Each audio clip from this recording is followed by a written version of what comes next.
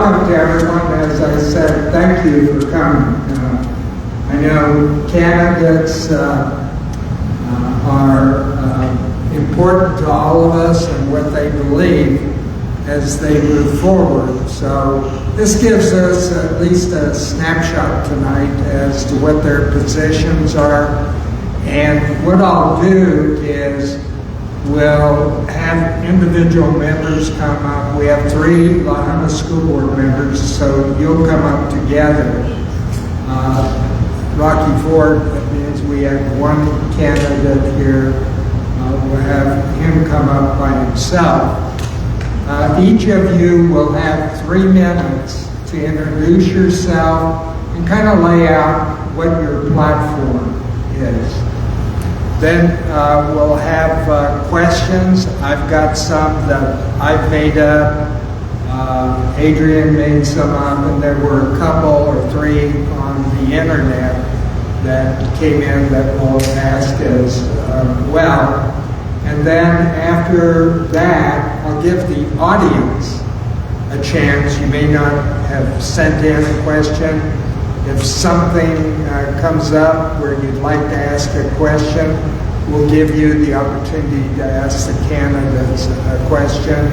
And then after that, we'll have a 1-minute wrap-up by each of you. Okay?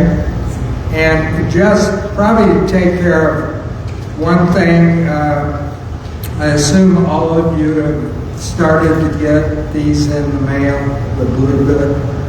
There are 2 propositions on the Colorado ballot this year.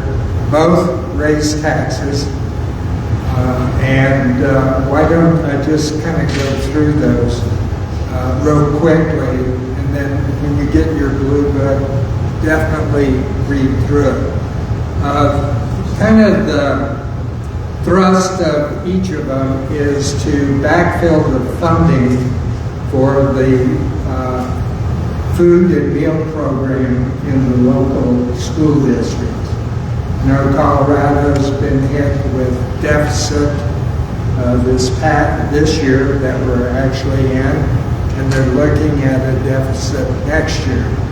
The people in their wisdom passed initiatives in the past that put this program into place. It's not the legislature who did it. It was the people who said they wanted a healthy food program here in Colorado. So Colorado is struggling to fund those programs.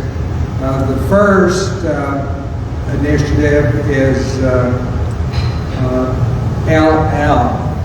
And what that does, you all remember Tabor Amendment and how that works? If revenues exceed a certain limit based on population and inflation, if the revenues are above that, those monies are rebated back to the people the following year as far as taxes are concerned. What this would do, LL, you'd be allowing the state to keep about $12.4 million that would go back through Tabor refunds so that it could be used to help fund the meal program here in Colorado. And part of the meal program is ensuring that the school districts buy from local producers and the like. And that's one reason it seems important. The $12.4 million rebate only affects those who make $300,000 and above. So it's not everyone. Everyone under $300,000 would get their Tabor Fund rebate, okay? Anyone over $300,000 and above would not get it. Does that make sense? So a vote yes means you want to put LL into effect, which would keep $12.4 million, which would be a Tabor refund to those who make over $300,000. You vote no, things stay the same, and everyone in Colorado, regardless of income, would get their Tabor refund. Okay? That's out. The second one is more direct as far as taxes are concerned. What it does, it would increase taxes by $95 million over each year to be used for this very specific program. And what it does again is it targets people who, when I say people, a couple, it could be individual or couple. It targets those that are over $300,000. When you do your taxes, you can take a certain amount of deductions. Well, this would do away with some of the deductions that people who make over $300,000, they would lose that, and that would generate $95 million a year to help fund this program. So again, it's targeted, both amendments, to those who most of us probably would consider in the upper income level here in Colorado. So a vote yes means this tax or the lack of exemptions would go into effect, generating $95 million. If you vote no, then no taxes would go up for any income class in Colorado. Okay? Does that make sense? They're pretty simple. You know, it used to be where when you voted yes, actually it was no, and vice versa. Fortunately, Colorado was kind of ahead of a lot of other states and changed. Yes means yes, no means no. But still got to read the fine print sometimes. Okay, so that takes care of those. For those who don't know me and wonder why I'm out there talking, thanks to Adrian, he invited me to participate as I have for a number of times. And first, thanks to SECO News and your sponsors for putting this on. I think all of us know that in the lower Arkansas Valley we lack media, at least local media, and fortunately SECO News has filled in that void. Getting back, my name's Jim Rizzuto, and I was born and raised here in Junta. Went through school district, the college here, went off and, I ran a business here after graduate school, and then got involved in politics, just like you four down there. And served 16 years in the state senate, and then 2 years in Governor Allen's cabinet running the Medicaid program, which you're reading a lot about now because it's such a huge program. And then came back and was fortunate to run Otero Junior College, or as it's called now, Otero College. So, welcome to everyone. Why don't I start off in that we only have a few candidates here. I'll call on the candidate for mayor in Rocky Ford, Wayne Goulet. Wayne, come on out, have a seat. And you have 3 minutes to give them everything you've got, tell them everything you've done in your life and what you're going to do the rest of your life.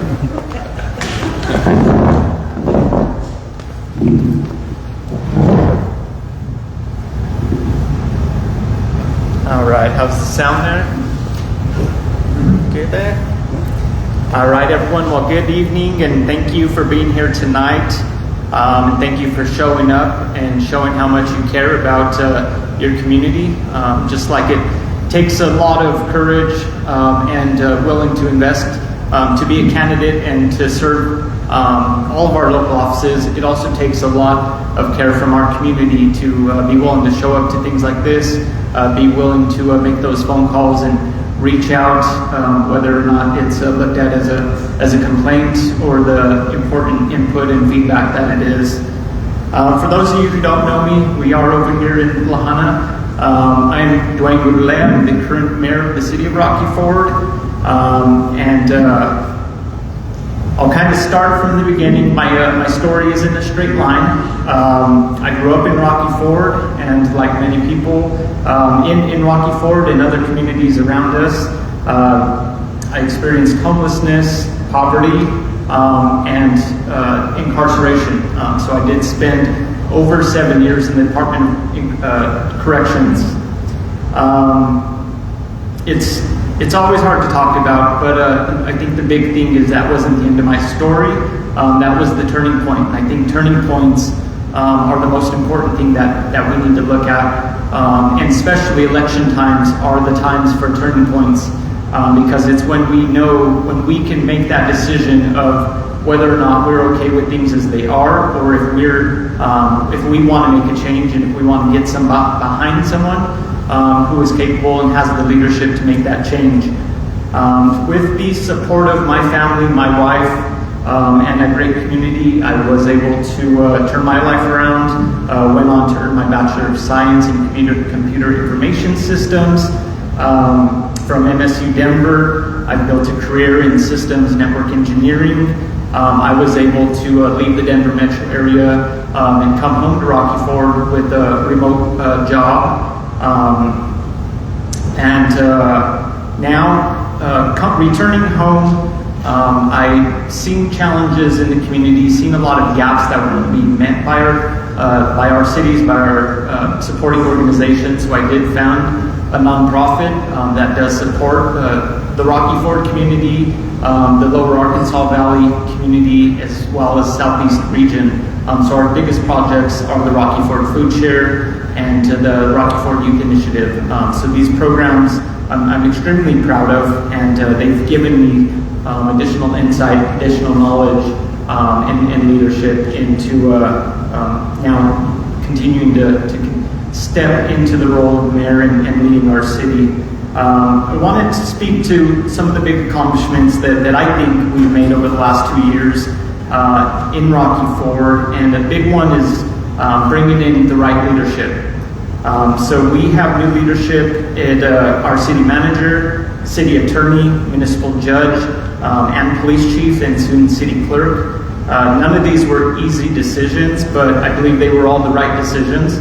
Because if we want Rocky Ford to move forward, like I always talk about, we need the right people with the right knowledge, professionalism, accountability, vision, and passion to serve our city and make the decisions, the administrative day-to-day decisions, effectively and efficiently.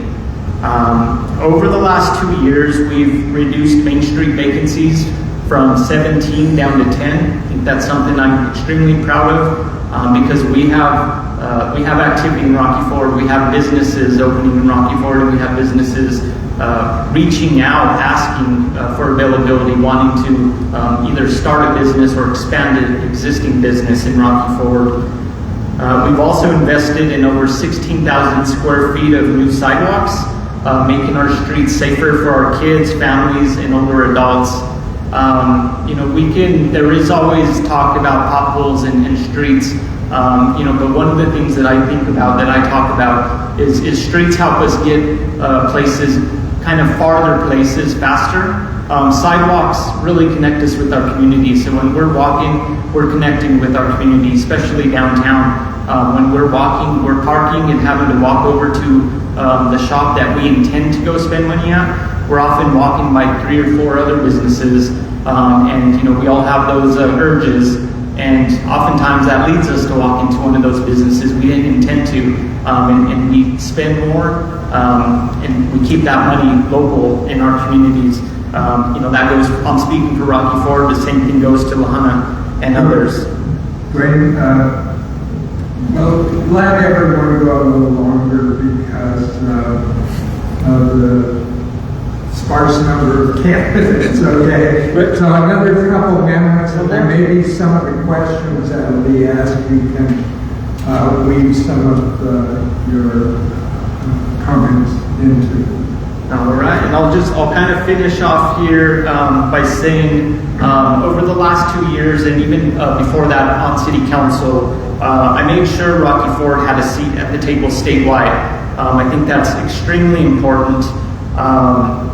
Recently, I was elected by my peers to the Colorado Municipal League Executive Board. So that's a 21-member board that's voted by the 271 cities and towns across the state.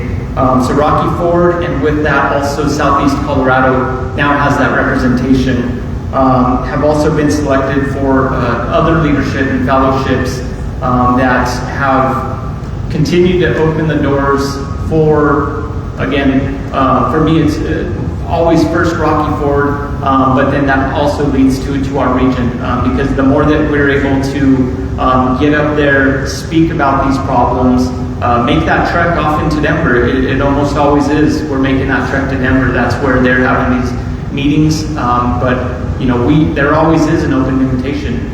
So the more that I've been able to make that drive up there, make sure that we're present in those meetings. And over the last 2 years, I've worn this red jacket to almost all of those meetings. So when they see the red jacket come in, they know Rocky Ford's in the building. Okay. Good, thank you. Just to make sure, your opponent is Johnny McMurray. Is Mr. McMurray in the audience? No. Okay, we can go to questions then, and I'll start it off with Rocky Ford.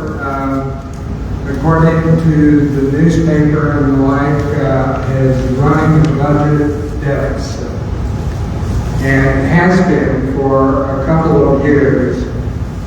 What is your plan to address that budget deficit, and over what period of time?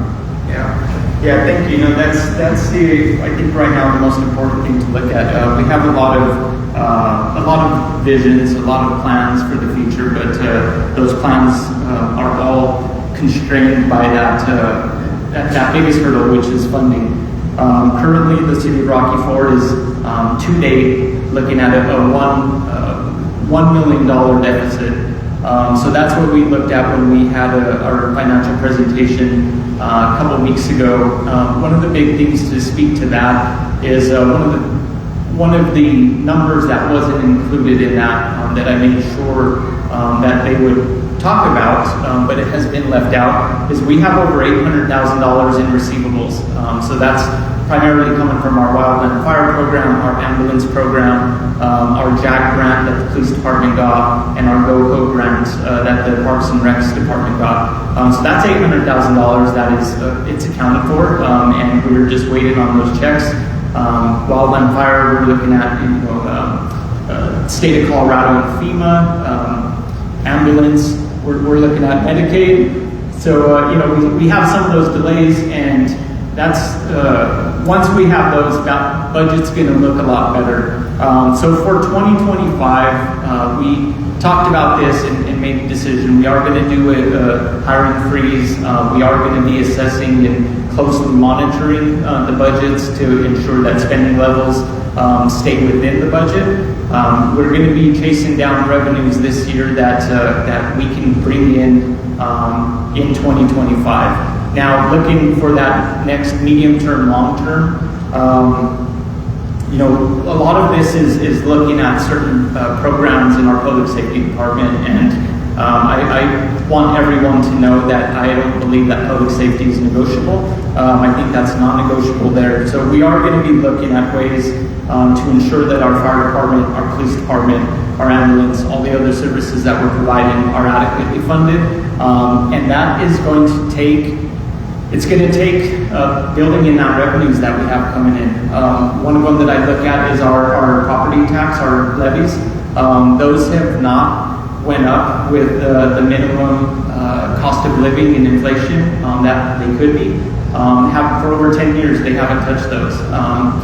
There is a minimum levy increase that can and should be done every year, and I think that's something that we need to do to make sure we're keeping up with that inflation. Another one that I plan on proposing and pursuing is looking for a dedicated 1% sales tax to fund our police department.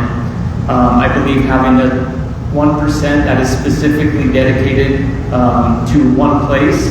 The people know where their money is going to go, and they can see that where it's going. It's a lot different than trying to look at revenues after they hit the general fund. So I believe by proposing and asking the voters to pass a 1% sales tax to fund our police department, we can bring in that revenue that we need to cure that. And then the next step is we have had to borrow money from our enterprise funds to cover those expenses over the last 3 years, so 2022, 23, and 2024.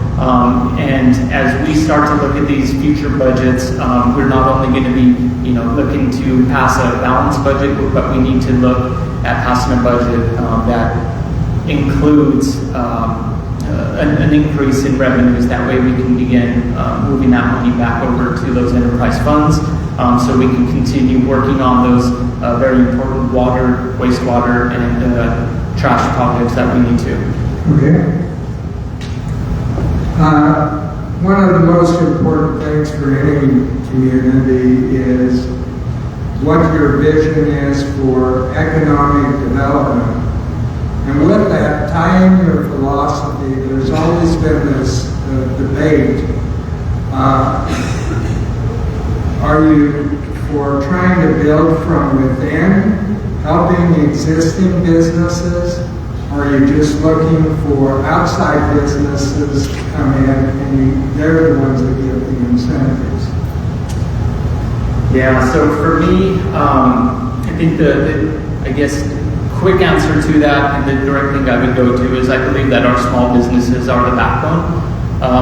The small businesses are the ones that are always supporting our community, that you might not see the millions of dollars of revenue cycling through them, but you're also not seeing the hundreds of thousands of dollars or millions that are leaving our community. I think right now when we look at the recent announcement of Safeways and that corporation leaving our community, it really, really hit home, and it really made me think twice about our local grocer and how the Rocky Ford Food Market and having our local grocers in some of these towns really gives us that resilience. They're not making decisions based on shareholders. They're able to make decisions based on their friends and neighbors.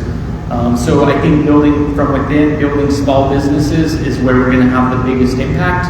Also, when I think about Rocky Ford, we really don't have the geographic space to expand. We don't have a lot. We don't have those business parks. We don't have other than we do have the old frozen foods that is up for sale.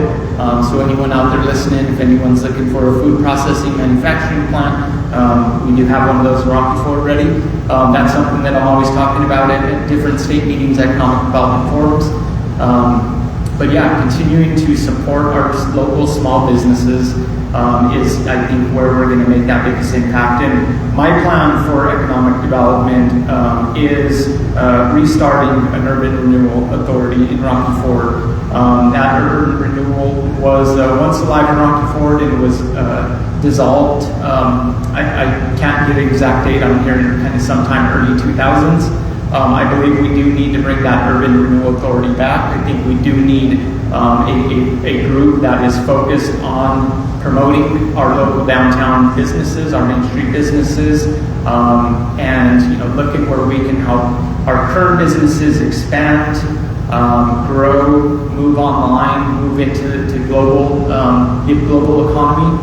And another thing that I've also been looking at and working on is how do we tap into remote work. Rocky Ford does have a very strong fiber backbone. Our fiber spread across Rocky Ford would definitely support that type of remote work or any type of work that requires a connection or a very strong connection to the internet. So I think through those we can boost our economy, we can boost the local spending, boost our sales tax revenue, excise tax revenue, and in that boost the revenues that are coming to support city services, while also creating jobs and work through that, boosting our area median income, which right now we're in a high poverty area, and those are ways we're going to bring those higher paying jobs to the people that live here in Rocky Ford and Southeast Colorado. Okay. What are your two most important infrastructure needs? So our two most important are water distribution and wastewater collection.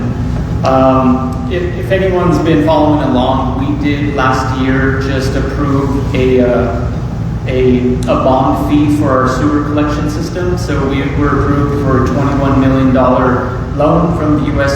Department of Agriculture. That also, we received an $8 million grant. So that's going to cover a $28 million wastewater project.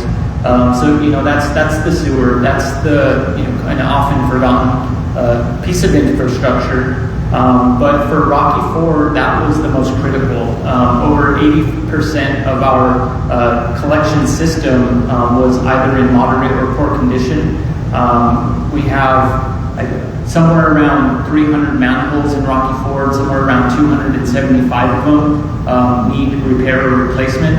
And you don't often think of what that means, but what it means is we've been under compliance orders with the Colorado Department of Health and Environment for over a decade. So we've been paying penalties, we've been paying fees, been having to do corrective actions to stay in compliance. So this would get us out of that. It's also about being a good neighbor and a good steward of the environment. So if we're not treating our wastewater properly, if our waste isn't making it, first it's going down into our earth, and if it's not being treated properly before it's sent back into the river and headed on downstream, we're not being good neighbors to those of us to the east of us. So sewer is why it's being prioritized. Our next is water distribution. We have over $114 million worth of clean water distribution projects that need to be done. We're going to have to look at a way to do that within our budget, within the funds that we can afford. We're looking at a 30-year project for that. But if we can get started on that strategically, if we can strategically start making those replacements, then we open up other options for us. Arkansas Valley Conduit has been something that we've been hearing about for a long time. Now we're seeing a lot more action, a lot more funding towards that project. The city of Rocky Ford right now possibly couldn't even connect to the Arkansas Valley Conduit because we're losing a lot of water. So we're treating clean water and we're losing that water by the time it's heading to people's homes. So those are creating wastes, and we need to correct those. Okay. Overall, are there any changes in your overall mission? I mean, we know what your mission is, to serve the people with their needs, but one person wrote in, what is the number one most important change to your mission or task to correct or improve things for the city of Rocky Ford, whether it's alone or in conjunction with other cities and or the county? Yeah, so the last 2 years were about resetting and getting back to the basics. So there were a lot of things in Rocky Ford that I believe weren't being done to the best of their ability. I think there were a lot of things that we were hearing were being done the best that they can. And when we're a city supporting 3,800 people, when we're a city, an organization with a budget in $5 million general fund, we get up to $7-8 million as we look at enterprise funds. We can't be making decisions that are the best that they can be or good enough. We need to be looking at decisions that are made strategically and with knowledge and data behind them. So that's what the first 2 years were about. These next 2 years are about taking that step forward and starting to put build the plans. So that's where we're going to be, and I think that's going to be the biggest change coming up, is starting to look at those different master plans. We need a comprehensive for the entire city. We have a lot of parks and recreation projects that we're looking at, a lot of opportunity there. We need a master plan to know that we can do it in a smart way that isn't going to add additional costs onto the city. So this next year will be about creating a plan, and then that following year will be about beginning to implement those plans. Okay, good. Questions at this point from anyone in the audience? If so, raise your hand and someone will either give you a mic. Is that correct? Anyone? Okay. Let me ask you one more, and then I'll let you do your finale. People seem to be anxious and upset. I'm not sure what it's about. It's different, whether it's a school, city, country, whatever the case may be. What will you do to ensure that more of your citizens are engaged in your decisions and your decision making? Yeah, so a big part of me even stepping up for city council and then on as mayor has been about community engagement. For so long, it was decisions were made kind of in a silo, so they were made by smaller groups. We always hear about this thing of open meetings and open forums, but a lot of times those don't feel as inviting as they need to be. I believe we need to be intentional about getting people involved, and a lot of times that is finding those ways to meet people where they are. Not everyone is comfortable coming in front of people. Not everyone is comfortable stepping up in front of city council for 3 minutes. So we need to be able to find those different ways to meet different people's willingness to engage. So one of the things that I want to do differently, and it's kind of almost taking it back to when I was a council member, I was doing cafecitos where I would have a meeting every other Friday morning, and that I think really opened up the doors for engagement, because it gives us more of a forum to just have a conversation. We don't have all the cameras, we don't have the rules, and people can really just talk and tell you what's on their mind. So I really do want to get back to that, and I think also again.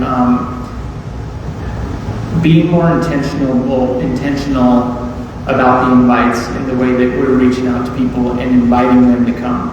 I've been on the other side, and I've heard and with that felt that what I had to say was a complaint, and you kind of hear that in the negative, when really it's that feedback, and I think we need to be able and willing to invite that and take it as that constructive either criticism or input, because all of us, we all take a different path to work or to school every day. We all see different things when we're out throwing the trash or walking our dogs, and the more that people can kind of be the ears and eyes out there in the community, I think the more that we understand what the real need is.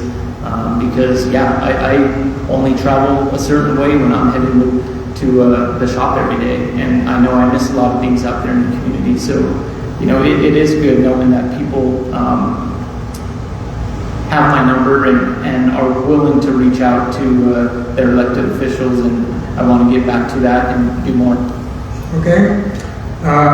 This is your opportunity to wrap up and tell the people why you should be re-elected, and this time we will hold it to 2 minutes instead of 1. Go ahead.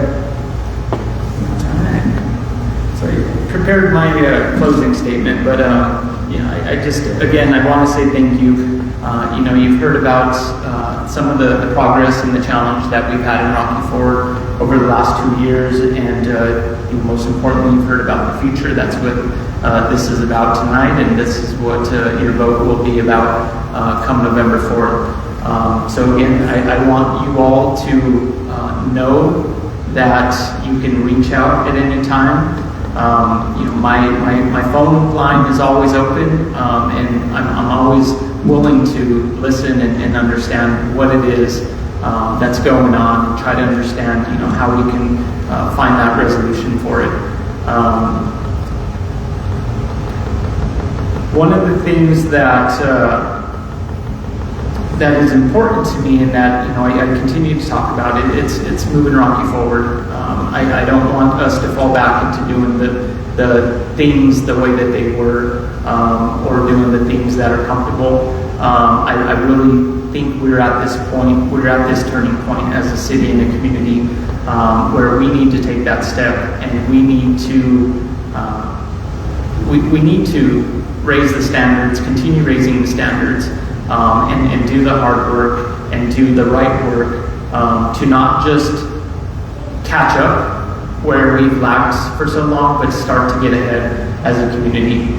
So with your trust and with your votes, I want to continue working with you to take Rocky Ford to that next level, and that's with the Rocky Forward vision. So thank you all again for coming tonight, and everyone tuning in and listening. Thank you very much.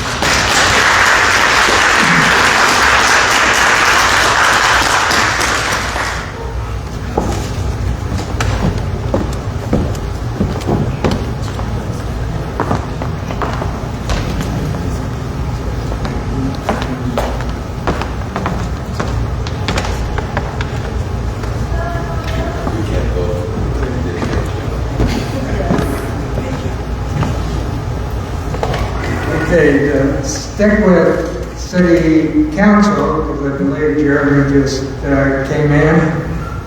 Why don't you come up, Jeremy?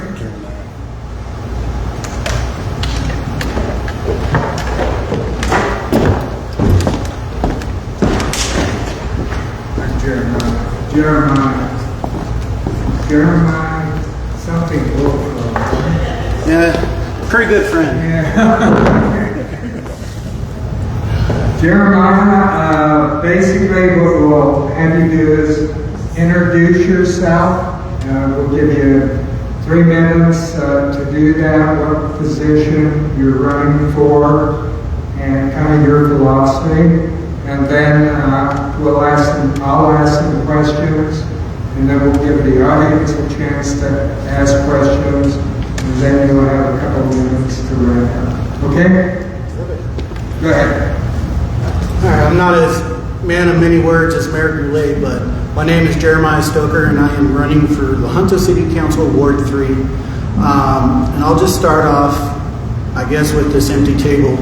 This is kind of what ended up with me on my city council journey, where I said, if nobody will, why not me?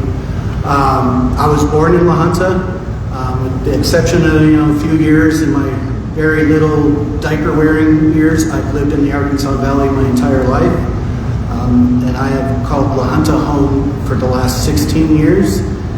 And I'm young, so I hope to call La Junta home for maybe 40 to 50 more years. Out of high school, I joined the Army. I was deployed to Iraq as a military police officer.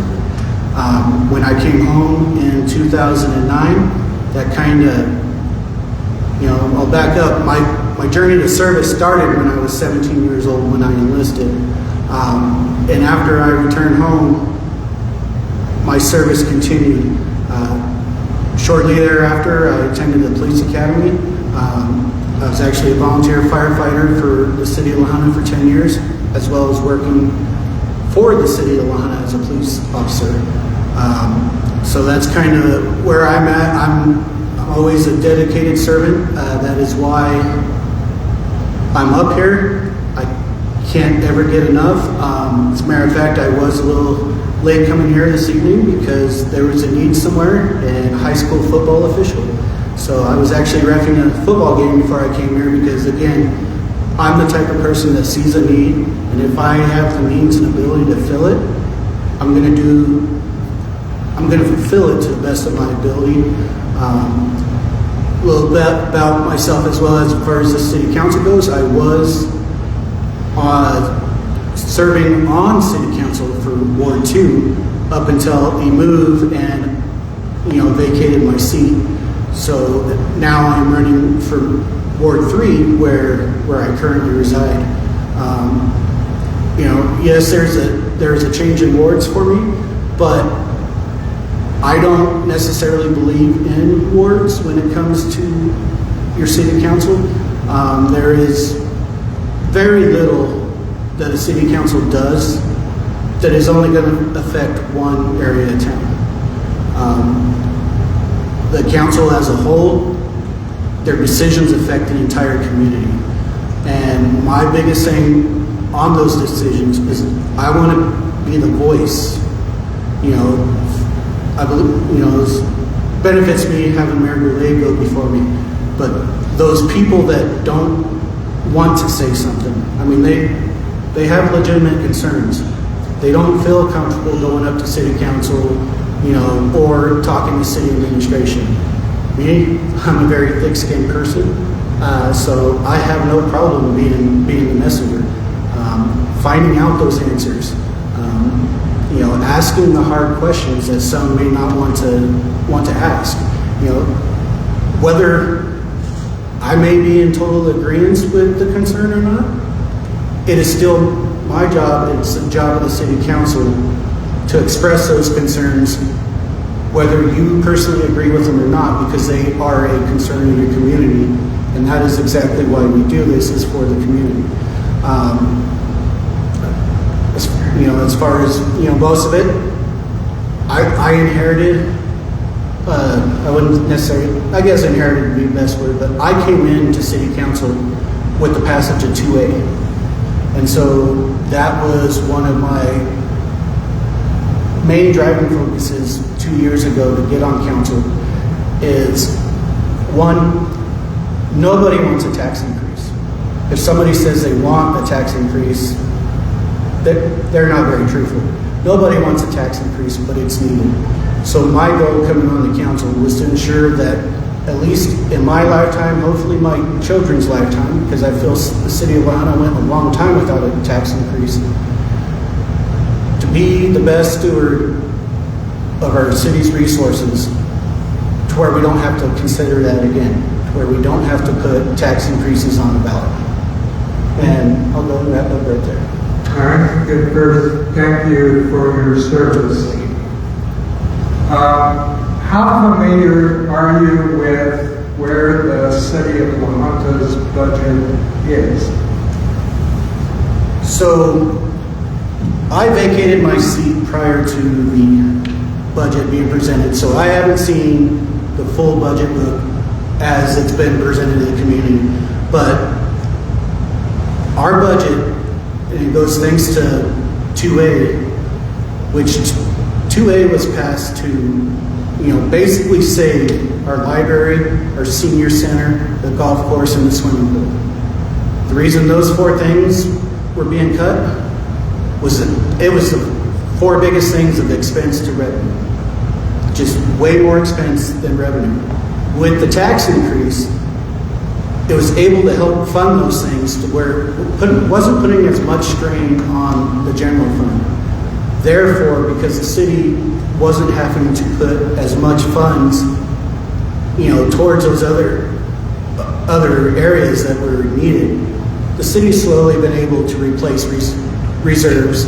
And this was prior to my start, but it's also continued on through my 2 years. But the way our reserves are invested was changed. So now we are earning more money on our reserves than we had before. So I feel like our budget is going in a good direction since the passage of 2A. The biggest thing is and that's that was one of my goals when I came in with the passage of 2A, is to make sure that we weren't spending money that we didn't necessarily need to. Just because we knew we had that extra 1% coming in, doesn't mean we could go spend the money tomorrow. We still, and my biggest things when it's come to budget meetings and stuff like that in the 2 years that I was on, we need to try to operate the best that we can as if 2A never passed. Okay. The city got that influx of new money through the tax. People are concerned, and I'm sure you are as well. Safeway is closing. What, as a city council member, will you do to help those employees as they transition? And secondly, what will be the responsibility of the city of Junta to maintain that property until there's another business there? Okay, so with that, I'll kind of start, as far as the city and their government administration, it is my opinion, as far as budget-wise goes, that closing isn't going to hurt the city of La Junta's budget.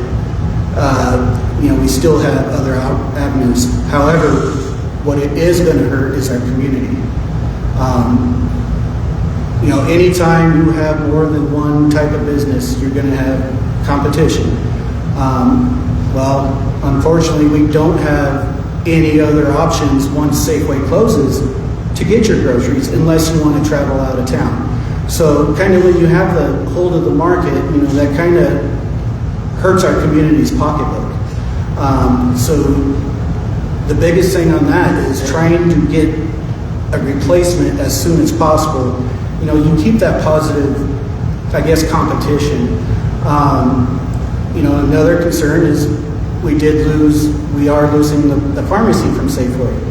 And I do know, I see him out there, Kai Davis, and as well as our other pharmacists are working to fix an issue with our military and our veterans. Safeway was the only contracted pharmacy for TRICARE. I believe there'll be a solution to that in the near future. However, the alternative is a veteran could enroll in VA healthcare and get their emergency prescriptions through a heritage program, which allows you to take a voucher to all the other pharmacies and get your medications, as well as have a mail-in pharmacy. Well, the VA healthcare, much like any other rural healthcare, isn't perfect. So to put the strain onto that, just for medication-wise, is big.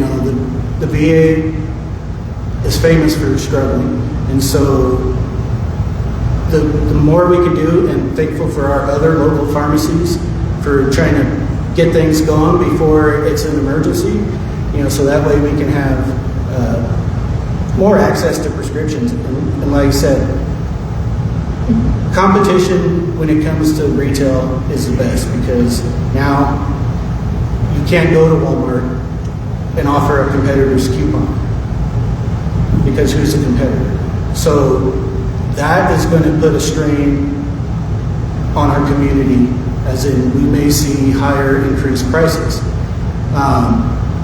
Now, I think it's vital that, and I'll give City Manager Michael Hart, I do believe that it's been an issue prior when we've had businesses closing, but I feel that Michael Hart, along with Mayor Ayala, just didn't sit back and say, well, Safeway's closing, there ain't nothing we can do about it, they're a big corporation, they're going to do what they want. They were actively on the phone trying to figure out alternatives to come in. And so that, proactiveness is the biggest thing. And we got to keep that proactiveness throughout, so we don't end up with Safeway, the building, becoming another Gibson's. That building has been vacant gosh, probably before I was an adult. It is barely standing up.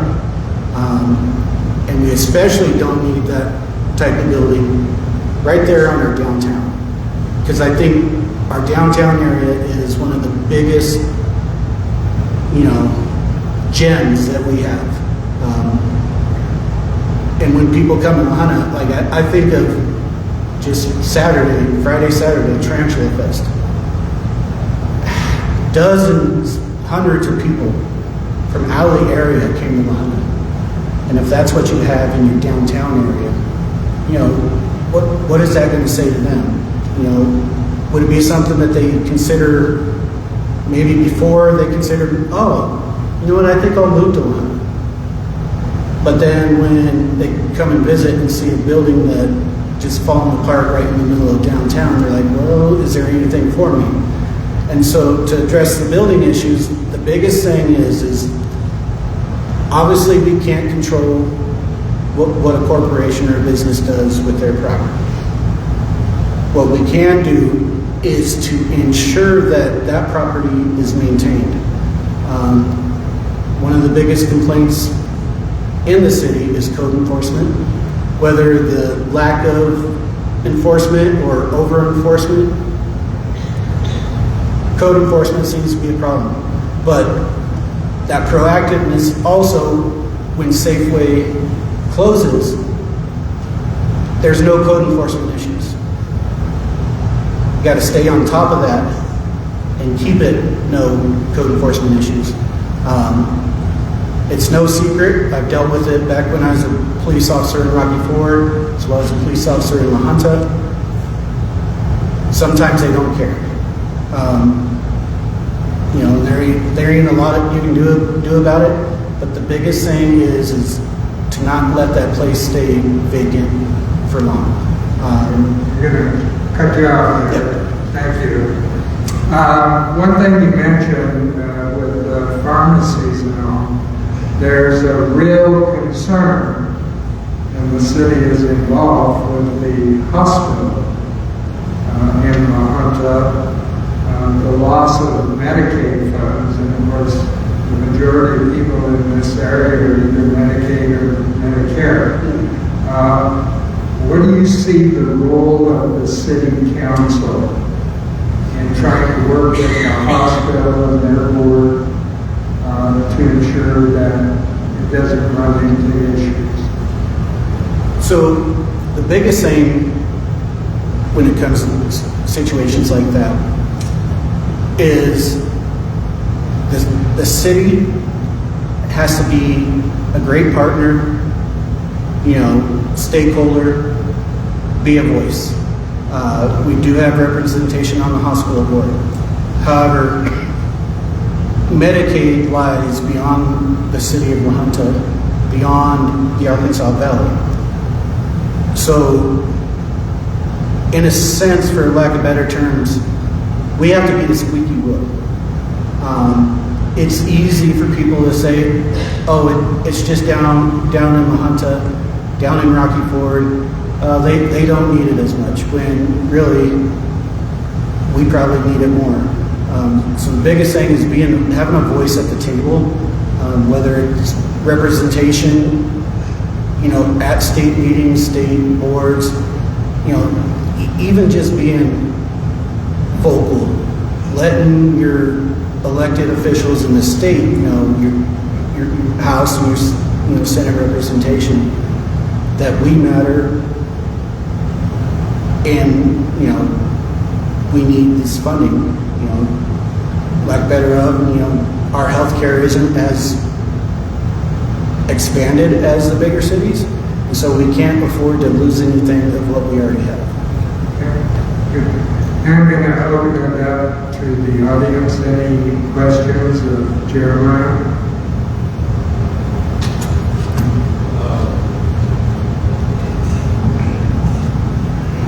State your name. Okay. Dennis Golden, I live at 809 Colorado Avenue.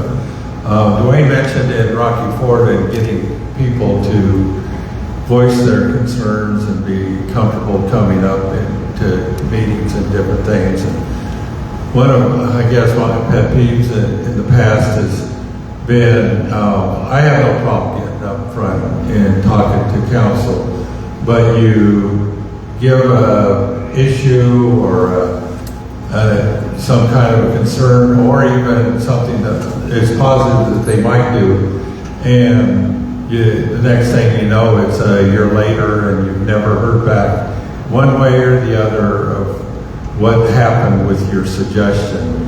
I mean, if they just throw it in the trash can and don't address it, I think it's imperative that council has a method to get back to the people that voice their concerns and tell them what was disposed of their concern, rather than them just going off and, well, I guess that didn't do any good because I never heard back. Thank you. So my biggest thing in the 2 years that I was on council, if somebody came to me with an issue, I would forward that on with the proper, which in this case would be the city manager to delegate.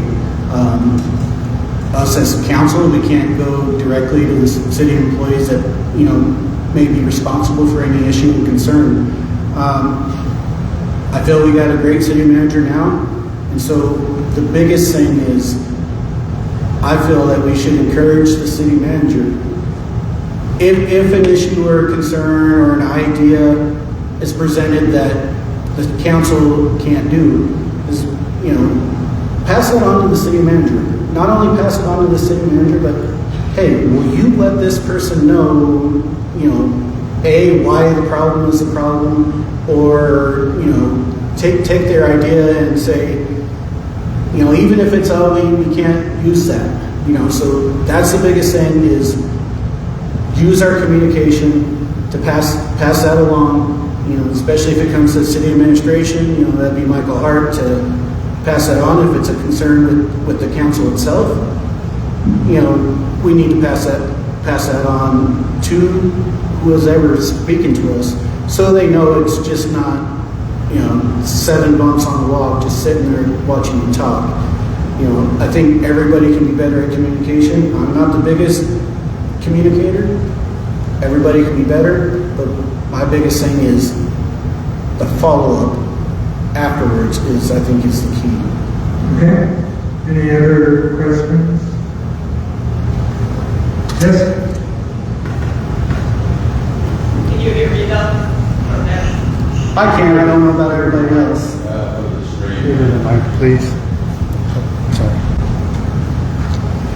So my question to you, Jeremiah, would be, you have a couple of years now under your belt being on city council, and from my point of view, the first couple of years are probably a learning curve. Based upon that, what would you say you would do differently, perhaps, going forward?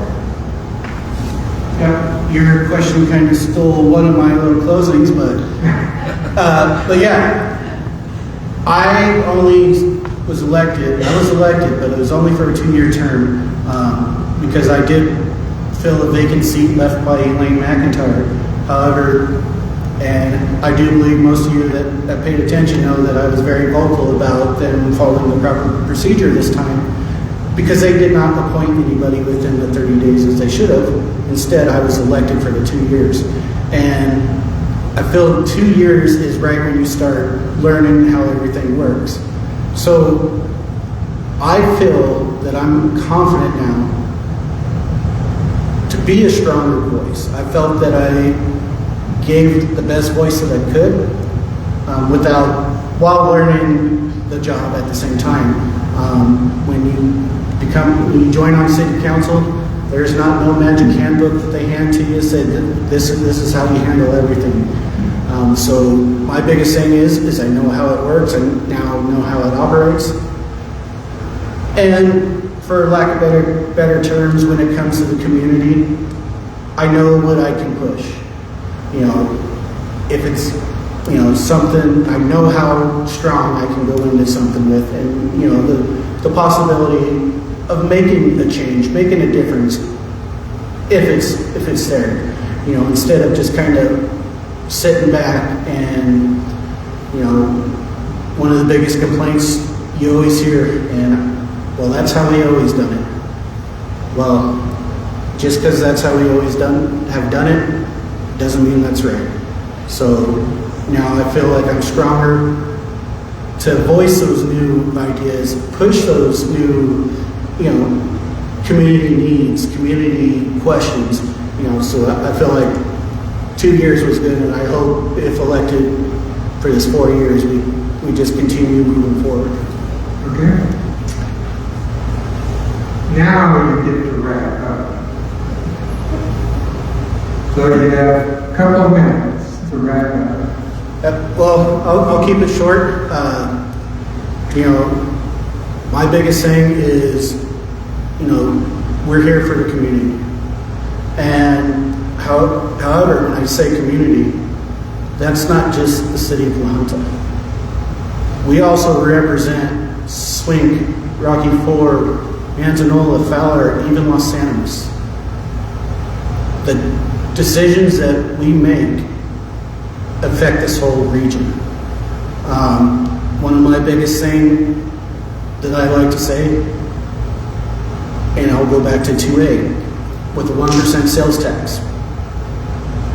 Oh, well, it's sales tax, so most of that money is, coming from out of town. Okay, but are you calling out of town Pueblo, Colorado Springs further? Or is out of town our local Arkansas Valley, who, with La Junta being the hub, the seat of the county, what we do doesn't affect just us and our community. It affects the whole Arkansas Valley. So being mindful of that, I think, is the biggest thing. And, I hope to be a voice not only for my community, but a voice for the entire valley. Great. Thank you, Jeremiah. Let's give him a hand.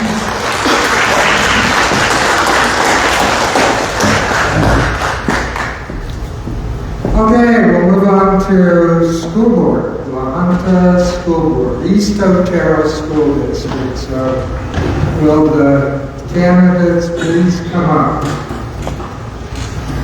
Here we may have a real lively debate with 3 of you.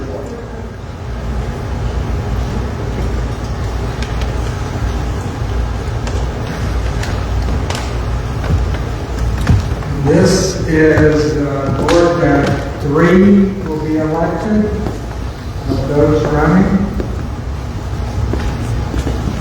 And there are other candidates like Jeremiah is running against Lisa Pathwaiter, who was unable to be here tonight. So with that, Greg, why don't you start off, introduce yourself, and give kind of your platform within a 3-minute period, and we'll just work our way this way. All right. Thank you for... Get closer to it. There? Yep. Thank you for coming out tonight. Thank you, SECO News, for putting this on. I am Greg Colomets. I'm on the school board right now. I was appointed in December to fill a vacancy, and now I'm running for a full 4-year term. I grew up here in La Junta, spent a lot of time on the stage with Picketwire players, went off to Denver for school and started a life in Denver. I started 2 businesses in Denver that focused on public affairs and government relations.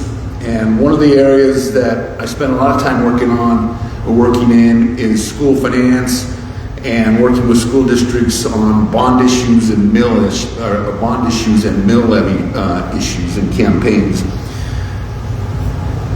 I moved back to La Junta in 2014 and have been involved pretty extensively in the community since that time. I'm on the Chamber of Commerce Board of Directors. I'm a past president of the Chamber.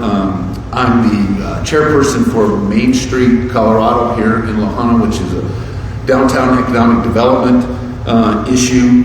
I am in the quarterback club, a member of the Elks. But most importantly, I think the 2 things that sort of tie into the school board that I've been involved with since I moved back was I was a volunteer lead person for the successful bond issue to renovate and expand the primary school. And I also served on the search committee in 2024 for a new superintendent. A couple of things that I'd like to focus on if I'm fortunate enough to be elected to the board. The number one priority for the district is we've got to stay focused and paying attention to our turnaround program. And what that means, I don't think a lot of people understand the significance of what that means. What that means is if we do not make improvements in our academic testing, the state will come in and take over the intermediate school. The good news is that we are making progress, and in all of our test scores across the district improved. And so we are making progress, but we've got to stay focused on the turnaround. In February, we had to go in front of the State Board of Education to present our turnaround plan. So we have got to stay relentlessly focused on the turnaround program. Secondly, we need to continue to align our curriculum, which will also help with our test scores, so that we're teaching a consistent curriculum from kindergarten all the way to senior. Also, we need to continue to focus on our state funding. We need to increase our student enrollment. We need to continue to work to be better fiscally transparent with the taxpayers. And finally, I believe that the district needs to gather the necessary information and start a conversation about a potential new high school. Thank you. Thank you. Tiffany. Hello, thank you everyone for joining this forum. My name is Tiffany Rizzo Morales. I was born in Denver, Colorado, but I moved here from the age of 2. So I consider myself as a pioneer since I've been here so long. I am a former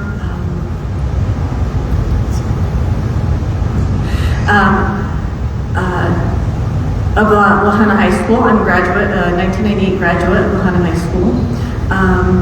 My grandparents are also big support in the community as well. Jose and Sadie Rizzo, they raised me, and they have raised me to become who I am today. And I believe that has pushed me to want to continue to look up towards the future of our children. I've been married for 25 years to my husband. I have 2 wonderful children. My daughter's 22, and I do have a boy. He's a sophomore here at the Lahana High School. The whole reason behind me wanting to be part of the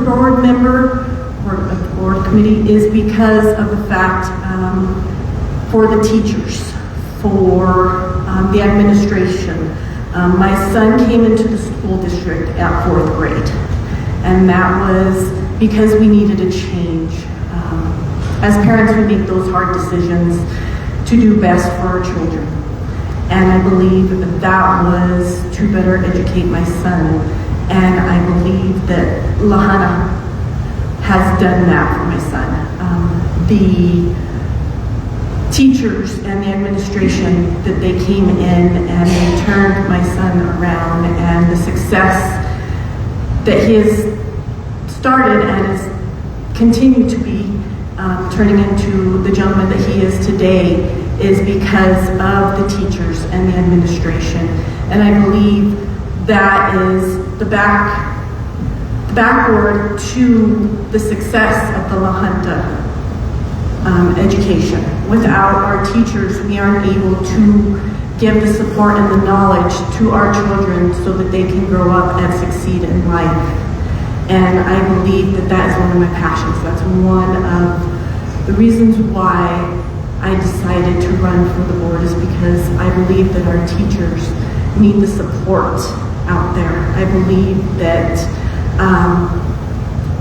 they are underpaid and understaffed, and they need more support for our children out there. Another big concern is the lack of the pupil count here in the Lahaina School District. It keeps declining every year. I believe that being part of the school board alongside with Dr. Crumbles, the superintendent, along with Stacy, and along, we can come up with solutions. We can come up with different ways to bring in more pupils into the school district so that it can continue to thrive and the numbers can continue to grow, so that we can be able to get more funding for the school system, to be able to do more curricular activities outside of school and to push the children to succeed.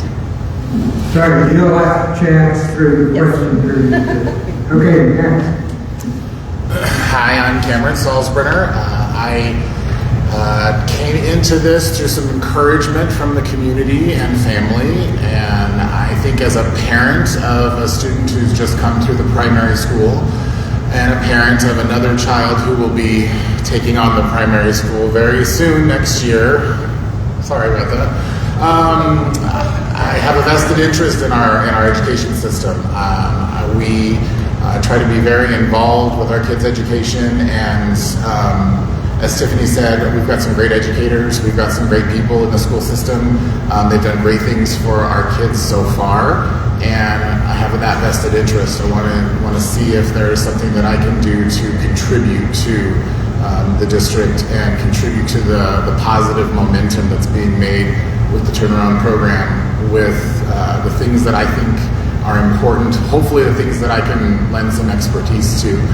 I am also a La Junta or Valley native. I was born in La Junta. My family lived in Sugar City, grew up, and I graduated from Crowley County High School. I went on from there to come over here and get involved at Otero. I got a few degrees at Otero and certificates while I was here. And then was fortunate enough to participate in the REAP program through Adams State, and I was able to secure my bachelor's degree through Adams State while attending classes here at Otero.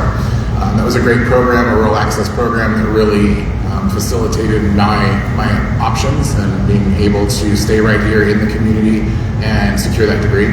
I then decided at one point that I needed to further that education, so I decided to get my master's degree from CSU through their distance program. So while some have had to leave to secure an education, I was able to do that all while staying here. I think other things that give me experience and possibly a perspective on the position, I was raised by an educator. She's sitting out there. She gave 40 years to public education and retired from that. I was raised by her as a single mom, and definitely can appreciate the struggles that our educators have to go through to get the job done. And those that choose to make a difference every day are the ones that we really need to hold on to. Harkening back to maybe some experience that I have, I'm also the CFO at Inspiration Field. I have attended virtually several board meetings and in person a few board meetings, and I have seen some of the struggles that the district has had to deal with on the fiscal side, on the financial side. And I have had a crash course in finance for the last 3 years. Thankfully have been pretty successful at it myself, and I feel like I can lend that experience, much like I feel like the board here at the Picketwire, the building that you're sitting in, I sit on the board here, have been involved in Picketwire for over 20 years, and we have tried to do our best to be the best stewards of this building and to protect its fiscal position, improve its financial position. I've really been able to solidify that through budgeting and all of the management that we're doing of the finances of Inspiration Field, and I hope I can bring that perspective to the board and help to drive that forward. I feel like that there are a lot of concerns amongst the staff and the community about fiscal transparency, and just ensuring that the paycheck's going to arrive on time and it's going to be correct. I think that that's really important, something that our teachers shouldn't have to worry about, so that they can do the best job that they can in the classroom. So hopefully I can help with that.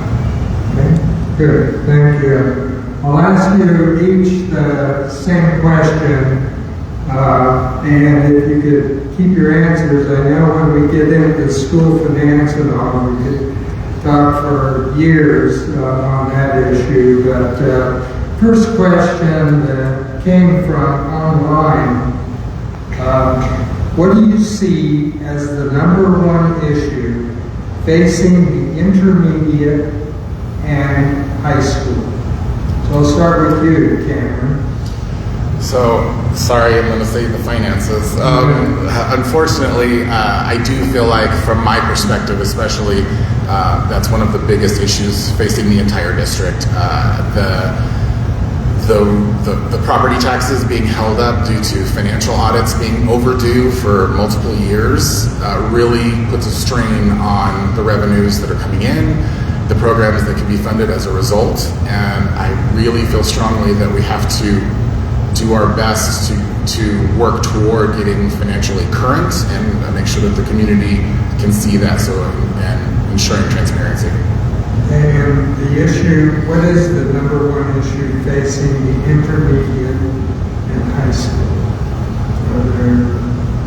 I know there are rumblings around the community. Are you aware of any of those? In attending the board meetings, like I said, I have heard rumblings in the community too from educators who are worried about their paychecks, that are worried that things aren't being calculated correctly, that they're worried that whether or not the check's going to be there or not. And I think that specifically for all of the instructors at each building, that's a huge concern. So again, something that they shouldn't have to worry about. That's I guess what I focus on during the board meetings, so that's what I respond to. Okay, good. Tiffany? So I believe one of the major issues I have discussed before is the decrease in the children attending, whether it be the elementary, even the high school, and that puts a big strain on, as far as budget is concerned, for the state and the funding that is given to each of the schools. If the child count is low, then that means that that changes the budget. In return, that goes down and down into the fundings for our teachers. It goes down into the fundings for curriculums that have to be potentially cut. And with that said, that also turns around as far as for the education of our child, for the interests that they might need. And so that, I believe, is one of the major issues, is the lack of the children in the school district. Okay. Greg? Just to follow up real quick on tomorrow, or whenever October 1st is, in the next day or so, that's the October count. And it's very important that we have every student in our district show up for school that day. That'll help. The intermediate school, the biggest issue there is the turnaround. They've got a great leadership team in place. They're getting a lot of support. They've got great teachers, and that's evident in the fact, the movement of the test scores. So continuing to support that turnaround and that team in that building. The biggest issue at the high school right now is the roof, which leads to the larger conversation about, do we fix the roof, do we fix the whole building, what do we do? But that is the biggest issue. If you haven't been up there after it rains or snows, it's a mess. There's buckets in the hallways, water's running down the walls. That is the biggest issue at the high school, the roof. Okay, good. Okay, start with you, Greg. The odds are probably pretty good. Your budget's going to get cut. at the state level. The state's facing an $800 to $900 million deficit for the next fiscal year, which begins July 1st. So how are you going to meet the demands of teachers who want higher salaries, fixing the roof, and dealing with the other issues that you have within the school district if you get the same or less money from the state in the next fiscal year? So just to put that all in a little bit of perspective, our budget is $16 million. Of that $16 million, we get $13 million from the state. As Jim was saying, there was a big fight this legislative session to keep the School Finance Act where it was at its current level. Chances are that fight is going to be on again next year. As I said, that's why we've got to continue to work with organizations like the Colorado Association of School Boards, Rural School District Alliance, to help fight to keep the school funding formula in place. We're going to have to sooner than later probably go back and readjust this year's budget, because what Tiffany was saying, our student count is down by 50 students from what we budgeted, what the current budget was based on. So we're going to have to make adjustments. I don't know the answer how it's all going to work out. I don't know. But I think we are going to have to make some adjustments. I don't know the answer exactly where it's going to come from, but it's going to have to come from someplace. Okay. Definitely. So the budget is definitely an issue for the school. And I believe that's where it comes in, not only if I was elected to the board, but also to the other board members. It's a group decision. We are there to support each other, and we are there to support Dr. Krumholz, the superintendent, on his final decision. And I know that those decisions can be very, very hard. That is where each of us come into play, and we throw around the possibility of different solutions. We can always turn into applying for several grants, even though grants from the states are going to be low as well because of those budget cuts. But I believe that there are solutions there, and with the help of the board members, solutions can be made. I know nobody wants to hear budget cuts. That is a very scary situation for the school education. And so I believe that when it gets there, the whole school board, alongside with Dr. Krumholz, we will help figure out a solution to continue to give that education to our students and to the teachers. So, like Greg said, I don't think that there's a silver bullet that any of us have in our pocket. I wish there was a solution that we just brought to the table and could fix all of the problems. But what I do know is, having attended Rural Philanthropy Days recently that was hosted here in the Valley, what I heard through roundtable sessions and workshops and general sessions over and over and over is that the funders want to give money to Southeast Colorado. There are very few opportunities for funders to give money to Southeast Colorado specifically because they receive the fewest applications for funding in this area. So again, I don't know what they are, but I think exploring those options through grants and funds that are available by the big funders especially, wanting to finance projects that are down here, whether we can look at the budget and decide if there are things that we could turn into capital projects that could potentially qualify for grant funds, possibly put those forward, and that allows us more flexibility in the budget than to support things like giving teachers raises and things like that. Okay, good. Tiffany, I'll start with you. What is your personal opinion about cell phone usage in schools and what the district policy should look like? So everybody knows that cell phones are our security blankets.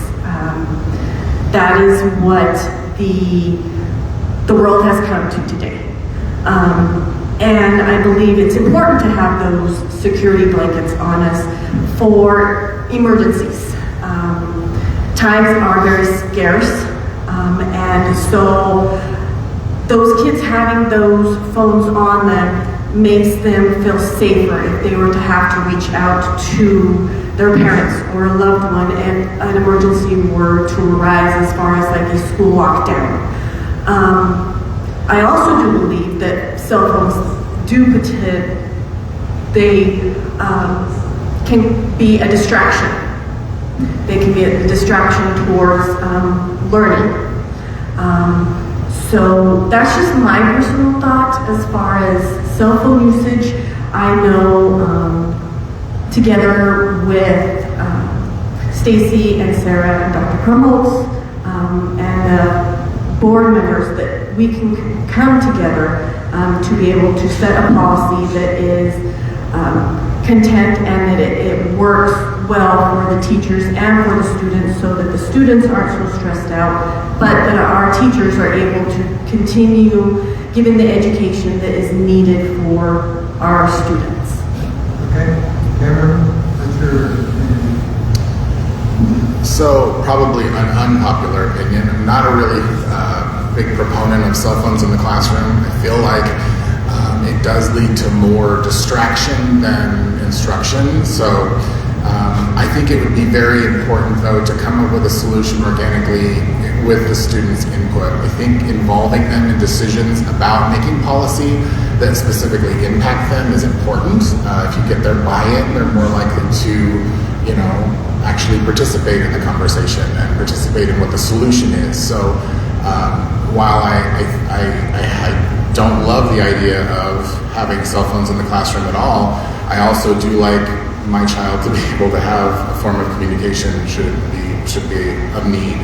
So I would like to take away the distraction, but I think it's going to be important that we have a conversation that involves all the stakeholders to put together something that's going to be successful. Okay, great. The district will have to come up with a policy by July 1st. There was a bill that was passed into the legislature that mandates that each district have a cell phone policy. At the August meeting of the board, I asked Dr. Krumholtz to start to work on a cell phone policy to bring to the board. My position is I would like to see them banned within the buildings. Okay, that's a popular decision in some quarters, probably. Okay, thank you. This one can be a real short answer because I'm sure we haven't really expanded on it. One of the biggest challenges for educators is the growth of artificial intelligence and how it's used in the classroom. Has the district, and if it has not, should the district start looking at developing policies on how AI is used in the school district? With that, I'll start with you, Cameron. I don't know if the district has any policies currently regarding AI, but obviously it's something that's coming to lots of conversations through policy that's happening in our state. It's trickling down to every community and everything that we do. So I think that we would probably need to look at utilizing it as a tool to our advantage. I think we would be foolish to think that the kids aren't figuring it out and using it right now. So I think we need to see how we can best utilize AI to our advantage to help assist our educators in identifying when AI has been used, when something is, plagiarism is a whole new thing. It's a whole different ballgame these days. So, with the advent of AI, we're going to have to lean on, the technology itself to help us through how to identify it, how to best use it, and help us. Okay, great. I don't think that the district does have a policy on AI. I know that a lot of the policies that the district has and adopts are come down from CASB, Colorado Association of School Boards. Not all of them, but the vast majority of them are come down from CASB. I know at the last fall conference, there was a whole discussion on AI, and I just haven't read what that discussion was, but I know there is discussion, and I think we probably do need to have a policy. So I know that there is a bill out there by the Senate, and it does implement the future of AI, and it can potentially be very important to our community, especially because of the situations that are arising in our school with mass shooters and school lockdowns and even children going missing. And so having the ability for AI could play in our favor. So if there's someone around campus that should not be there, AI can pick that up. If there's a missing child, with the help with AI, maybe that child can be found sooner. So I know that there is good out there for AI, and I know the wave of the future is AI, and somehow we need to be able to implement that down from the state into our districts so it benefits the schools from the use of the AI. One question, and this can be just a nod of the head one way or the other probably.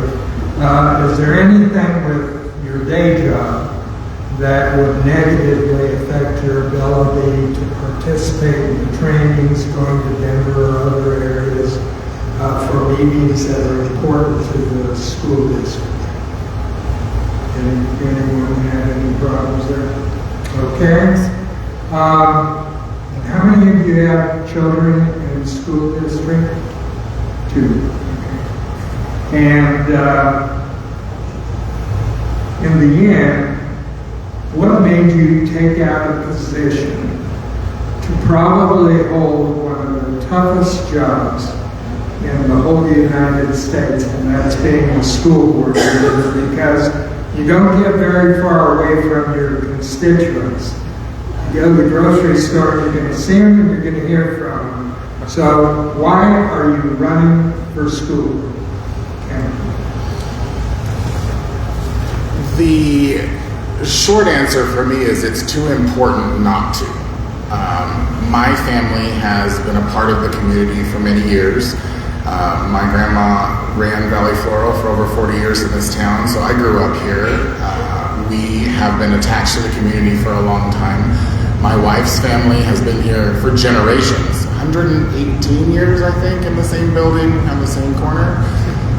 Second same one. So we are attached to the community, and I think as many people have indicated, and as I've heard a lot, and as I've thought about it a lot and prayed about it a lot, it's too important not to. You find that there are too often positions in our community government and our community elected official positions. Positions aren't being filled. There's not anyone else running against them. There's no change. Nothing is happening because people aren't willing to step up. And I'm really excited that there are 4 of us who have made the decision to step up and look for the opportunity to serve in these 3 positions. And I hope that becomes the case with every elected position in this town. So as I've stated before, the main reason for me deciding to run for the school board is seeing the success that the teachers and the staff have made an impact on my son. And I know that sometimes a new voice opens the door for more of the community and for more of our students and our teachers to be able to open up their hearts and mind and be comfortable to be able to come to one of us. As along with any other challenge and facing it as being a new board member, there are so many things to learn, and if the interest and the passion is there, then why not? Why not take that step, that leap of faith? That if you don't do that, then you don't know what positive impact that you can be on other people. And so that too is also another reason why I decided to run for the school board. Great. I've been around school boards my entire life. My dad was on the school board for a long time. And then, as I said in my opening, when I was in Denver, working in Denver, I had a lot of interactions with school boards and school board members. And I enjoyed it. And I really wasn't sure when I got appointed to the vacancy whether or not I wanted to run for a full 4-year term. But as I thought about it, I really have enjoyed my time on the school board, and I've learned a lot. And I thought about sort of what my life experiences have been and the things that I have some knowledge of, and I just thought I could help and I could make a difference for the district. And I love this town, and I just thought I could help, and so I decided to run for a full term. Good. Questions from audience?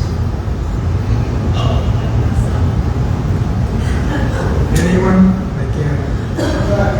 One.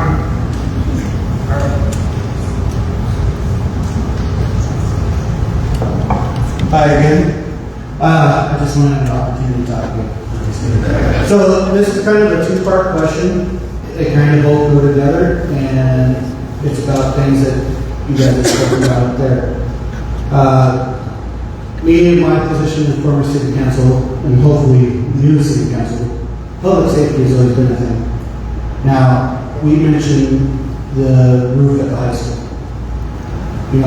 And yes, it takes money to fix or whatever, but where at the point does it become a safety issue?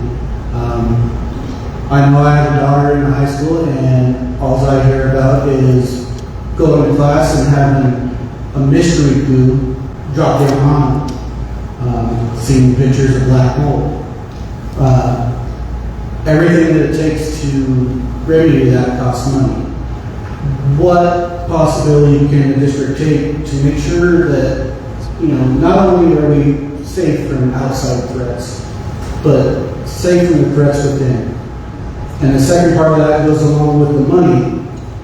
And we mentioned October count about our La Junta School District residents that attend out of district schools. Is there anything that can be done to attract those back in the school district, which therefore is going to increase your funds and hopefully increase the safety of the students? Okay, we'll start. Very certain. Let's take the last part of your question first. The direct answer is yes, there are things that can be done to increase our enrollment.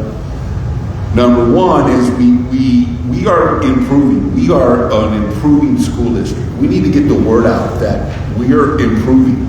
And that's number one, that will get some of these kids that have gone to other neighboring districts. That's one way. The other thing that I really want to try to pursue, if I'm fortunate to get elected, is we're missing a huge opportunity with online. I think we need to have a bigger online presence, because we lose a lot of kids to online schools, and we don't get to count them. If they're not enrolled in our school, we can't count them. But if we had an online program, I think we could capture some of the students that we're losing, which will help with our revenue. As it pertains to the roof, it's a real problem. It is a real problem. The district applied for a BEST grant, which is a grant from the state this past year. We did not get selected for that. Those funds are probably going to get reduced again.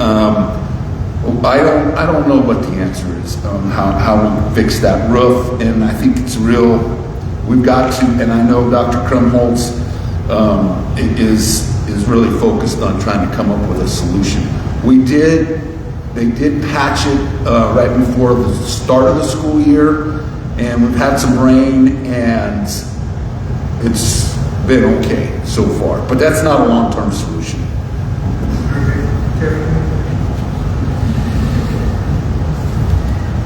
So as Greg did state, the budget is a big issue as far as where those funds are going to be allocated. As the concern for the roof at the school, that is where the heads are put together between Sarah and Stacy and Dr. Crumholz and hopefully the new school board members.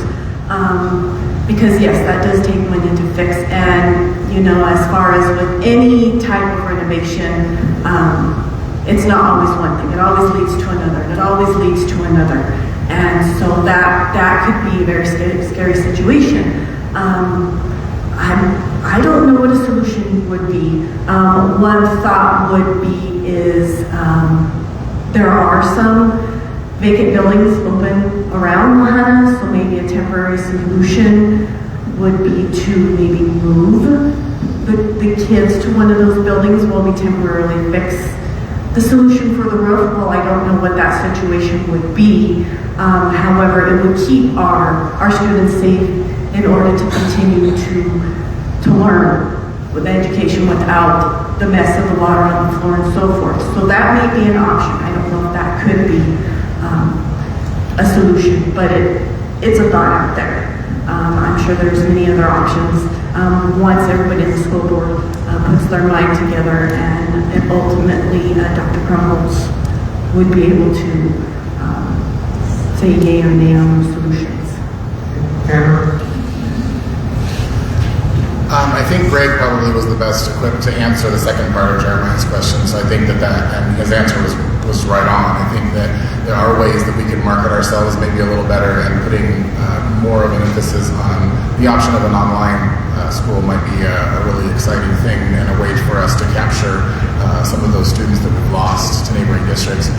I too, Greg said initially he was interested in starting the conversations about what we might need to do for a new building for the high school. I think we really need to do the most work to get this community into these buildings. The community will see what our educators are dealing with, what our students are dealing with firsthand, and then they can get behind what needs to be done, which is, big money. Big money has to be raised for a new high school. If that's what we're going to talk about as a new high school, big money has to be raised, more than has been raised in a long time for a capital project like that around here. So we need to get the community support, and by doing that, I think that can be successful. So we've got to get the community in the buildings, see the successes that we've had with the renovations at the primary school, and see how drastically different the conditions are in the high school. Any other questions from the audience? Yes.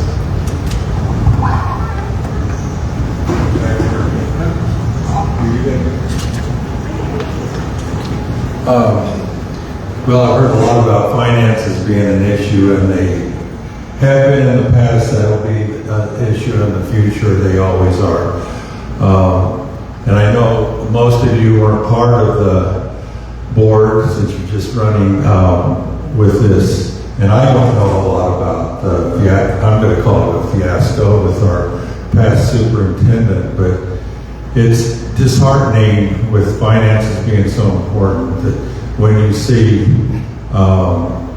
big mistakes made, and I'm sure it cost the district money with the past superintendent, I'm not sure, but so I guess it's more of a statement as a question, but hopefully if you get elected on the board, you will look into what happened with that situation and getting rid of the past in such a short time, and how we can prevent the possible waste of funds in hiring people that aren't qualified, or there's an issue. Like I said, I don't know all the ins and outs of it, but when you hire a superintendent and he's gone within a short period of time, and what I've heard doesn't sound like the past board did their due diligence in hiring the proper person for like to address it, please do. I agree. I'll just say, we got a good superintendent right now. Dr. Krumholtz is great. He has jumped in. He is, we do have some issues, and he is not shying away from it. He's just stepping in and doing a great job. And we're very fortunate to have him, and hopefully we can keep him for a whole long time. That pretty much sounds good. Okay. Yes, this one. Good evening. I'm Desiree Goheen. I am a community member, but I am also a teacher in the district. I am one of few that are served for over 20 years, so there's just a few of us left. What ideas do you have for teacher retention and recruitment? Okay, start with Tiffany.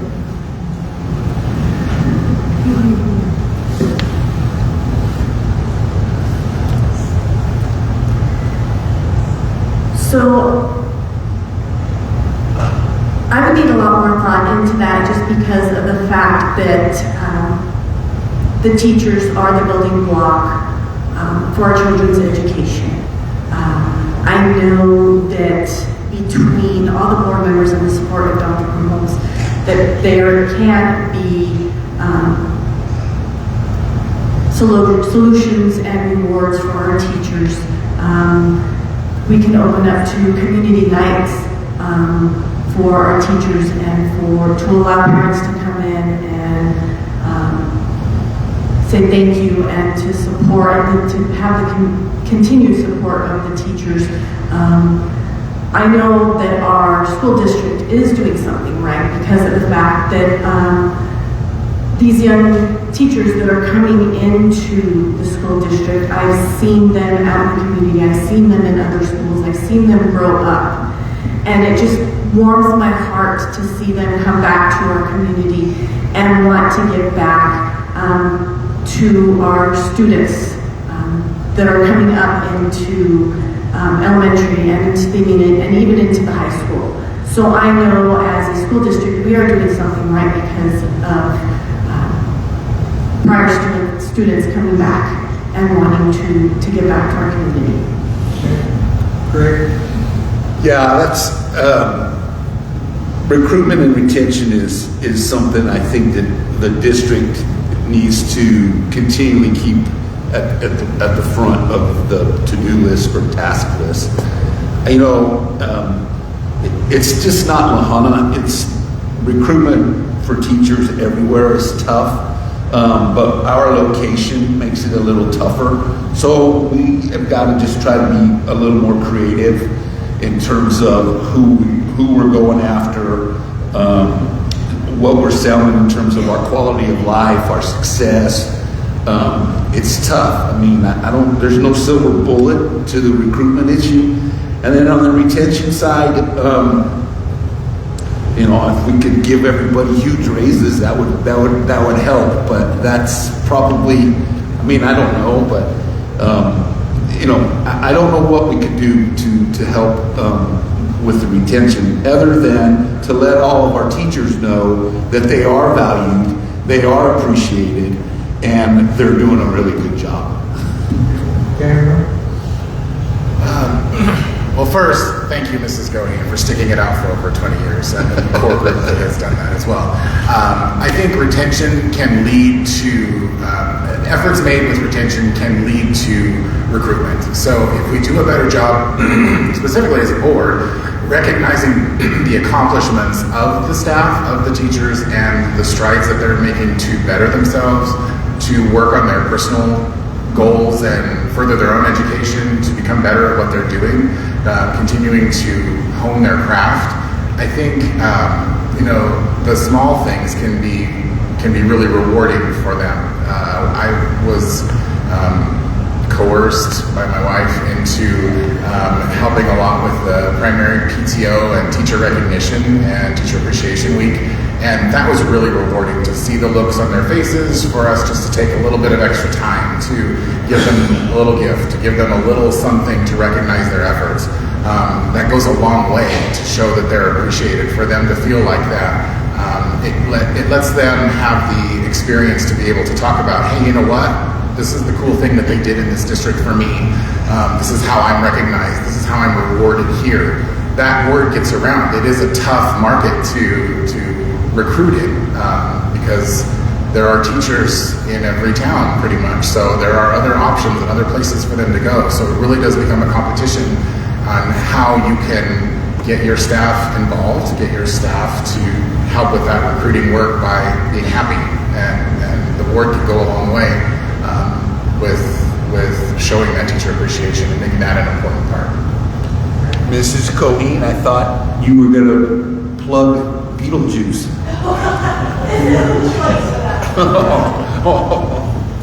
Okay, I think we're to a point where I'd like to give you each a couple minutes to wrap up and kind of your last pitch to why you want to become a martyr and a member of the school. So, Cameron, why don't you start? Okay. I did not get into this to be a politician, so I'm hoping that that's not something that's I'm gonna regret later. But politics was really not a part of it.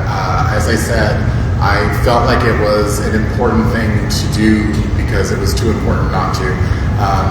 I sat in someone's funeral recently, a pillar of the community type of person, and there was a long drawn out sermon, but it all came back to the fact that you should step up and you should take the opportunity to do the things that you can and help with the things that you can in your community. So I'm hoping that if given the opportunity, I can lend what talents that I have to the board and to help drive forward the progress that's been started and keep the momentum going.